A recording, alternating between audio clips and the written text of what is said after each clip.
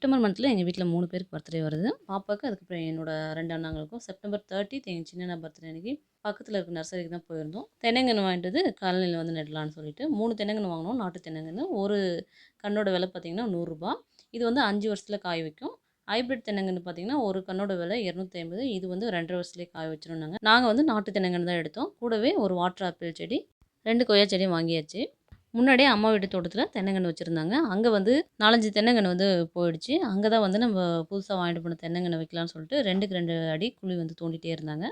இந்த செடியெல்லாம் வச்சு ஒரு 5, 6 வருஷம் ஆகுது. செடி பார்த்தீங்கன்னா நல்லா வளரும். வளர்ந்ததுக்கப்புறம் வண்டு கடிச்ச உடனே குருத்து போயிடும்.